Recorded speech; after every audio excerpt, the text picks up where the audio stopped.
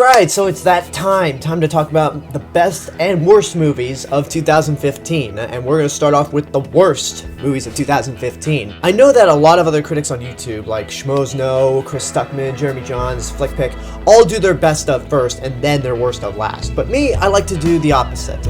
I like to get the shit out of the way and end the year thinking about the stuff that I liked rather than the stuff that I didn't. So, without further ado, here are my picks for the worst movies of 2015.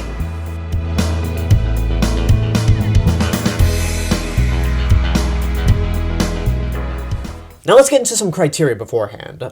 First of all, these are my opinions only. So if there's a movie on there that you hated that didn't pop up on my list, that means I probably didn't hate it as much as you, or I probably haven't seen it. Which goes on to the other thing. I've not seen every single shitty movie this year. I've not seen Paul Blart 2. I have not seen Jem and the Holograms. I have not seen Alvin and the Chipmunks. I have not seen Daddy's Home. There are some pieces of shit out there that I have avoided. And also, if you go back to my videos, if there was a movie that popped up on this list that I said, oh, you know, this movie's kind of harmless, so it wouldn't end up in my worst of, or if I gave a movie a rating higher than Don't Waste Your Money, you gotta understand that time goes by. So I may have had time to think about those movies and go, you know what? Those should be on the worst of list. So just putting that out of the way. And before we get into the worst of, like with every year, we gotta talk about the biggest disappointment of 2015 for me. This is the movie that I was really looking forward to, but ended up being really bad, and yet would never be on a top 10 list at all. And for me, it really pains me to say this, but the big disappointment of 2015 for me is Spectre, the final Bond film starring Daniel Craig. This movie blew. I mean, it almost left me heartbroken because I love Skyfall. I think Sam Mendes did a fantastic job. I think Skyfall, I'm one of those guys that thinks Skyfall is better than Casino Royale. I absolutely loved it. And that should have been the high note for Daniel Craig to go out on.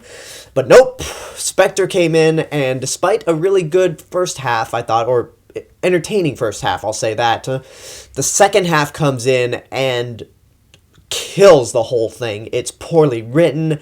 It's so stupid. From Bond's perspective, the villain's perspective, they had a chance to make a great finale to Daniel Craig's run as Bond, and they blew it! It is so disappointing, yet at the same time, in the first half, I was entertained, and there are good moments here and there where I can't really say it deserves on a worst of list, but it is undoubtedly the biggest disappointment of 2015. Now let's get into the movies that actually sucked, and coming at number 10 is a movie that, like I said, I had time to think about after saying, you know what, it's harmless enough, but I'm sorry, number 10 is Max. This movie is the most boring, laughably safe film I have seen in some time. Like, it is terrible. It's a boring story, the characters are not compelling, it's just so damn cliche with the plotline of, we have to stop the drug lord. It's so stupid, and the kid actor in this movie is terrible, and nobody seems interested in what they're doing at all. If you like it, whatever, that's your taste, but for me, this thing sucks. Number 9 is a movie that I thought was going to be higher given how much I ranted on this thing when it came out, but that's Terminator Genisys. I really hated this movie. I think it's a movie that makes Terminator Salvation look like Terminator 3, which, I don't know. This is the worst Terminator movie in my opinion. It's boring, the action is uninspired, it has a stupid twist that would have been stupid even if they didn't spoil it in the trailers. The only thing that makes it safe from being higher on this list is that it is good to see Arnold Schwarzenegger back in the role, and he is somewhat the heart of the movie, even though everything else is just for shit. I really do think this is worse than Salvation, because at least Salvation tried something different. This is pretty much the same chase movie that we saw in the first 3 Terminator movies, and it sucks. But the other good thing I can say about this movie, I got to do a spoiler review with Ryan Wright of The Real Rejects, so at least there's that. Number 8 is probably the most annoying film I saw last year, and I'm actually surprised that it's not higher up on this list, but that's Hot Pursuit. Oh my god, this thing is irritating beyond belief. Between Reese Witherspoon's horrible Texas accent, and Sofia Vergara going, "I need to get my shoes! Jay! Jay, come back here, Jay!" I can only quote Modern Family. It's so irritating. Like, the comedy doesn't work, all the jokes fall flat, the two leads have no chemistry with each other, and it sucks because Sofia Vergara is funny on Modern Family. She works there. She was really great in Chef, and Reese Witherspoon has shown that she can be talented. She's won an Oscar, for God's sake. The year before, she was in Wild, which was a great movie, and then she does this bullshit right here. God, it's a movie that, as a Texan, makes me insulted. It's insulting to Texans, I'll say that. There are 7 other movies that are worse than Hot Pursuit for some reason, so... Ooh. Now, one of the criterias for being on a worst of list is you can be a bad movie, but things are worse when you're a bad movie that makes a shit ton of money. And number 7, I thought about this for a while, and number 7 is Minions. I never really thought in my life I would ever say, fuck the Minions, because this thing is just one giant commercial to sell Minion toys and other Minion products. What works in small doses cannot carry a feature film. And this thing made $1 billion worldwide. It made more money than Inside Out, which was a fantastic animated movie. It made more money than The Peanuts. How did this happen? Brilliant marketing is all I can say. But this movie is anything far from brilliant. It's uninspired. It makes me never want to see the Minions again. I don't care what happens with Despicable Me 3. I just hate the Minions now. So, way to go. You made me hate the Minions. Number 6 is what happens when Adam Sandler, after doing Jack and Jill, tries to do a smaller movie that's more of a dramedy, and that's The Cobbler. By God, this thing... I mean, it had a great start, I gotta say. It was very kind of sweet, and I was like, oh, you know what? This is a nice turn for Adam Sandler. He should probably do more movies like this. And then, after 15 minutes, it's like his production company came in and rewrote the whole script to put in this subplot about, oh, you use this special thing, and whoever's shoes you mend, you become that person if you wear them, and you gotta go out there and save the day like Batman or some shit. And it's awful. It's terrible, it's unfunny, it's creepy, it's unconsequential, it is just terrible. And really, it proves that after he did Funny People, you're like, oh, maybe he's had a change in career, and then Grown Ups came out, then Jack and Jill, then That's My Boy, then some other movie that came out this year we'll get to later. But The Cobbler, man, this thing really had potential. Not a lot, but it did have potential, and this thing, ugh. Basically, it's like if Adam Sandler did his own version of The Master of Disguise. That's how bad it is. Now we're at the bottom 5, and sticking in the realm of something that has potential but just became shit all around is Chappie, Neil Blomkamp's 3rd feature film. Really had potential because I love District 9. District 9 was one of my favorite movies the year it came out. And while Elysium was not great, it did have some good moments. So I was like, okay, you know what? Maybe we could give Neil Blomkamp another chance. Nope. It turns out that Neil Blomkamp is just a one-trick pony. It's annoying. The 2 rappers from Die Edward, Ninja and Yolandi, they're terrible. All the other actors that are actors are terrible. Dev Patel, Sigourney Weaver, Hugh Jackman.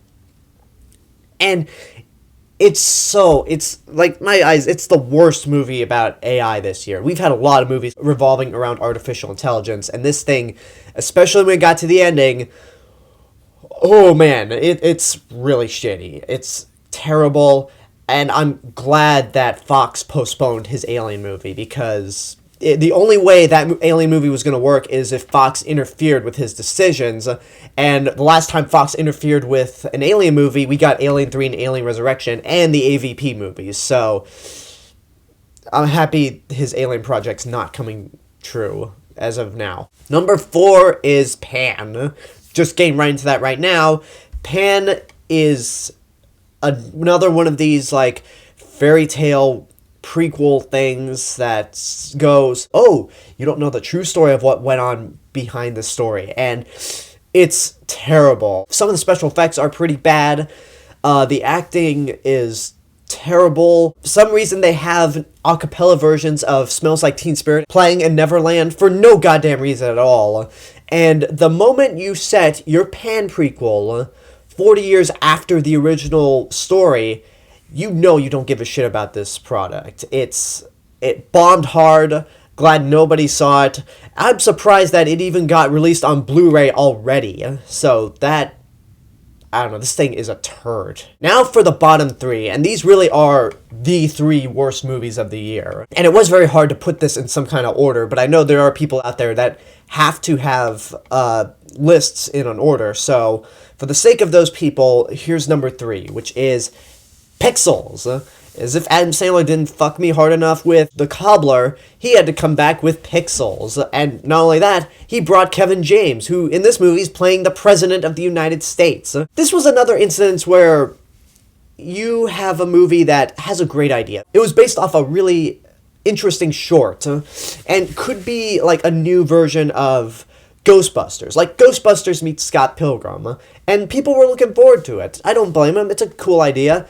But I knew this movie was going to be shit the second Adam Sandler and Kevin James were announced as the lead roles. And once you find out that Happy Madison produced this thing was doomed from the start. And it's one of those things where it's like, you're mad at a movie that has potential. It's boring, it's idiotic, it's sexist, it is one of Adam Sandler's worst movies. I think it's probably worse than Jack and Jill just for the fact that it had potential and it had a budget behind it.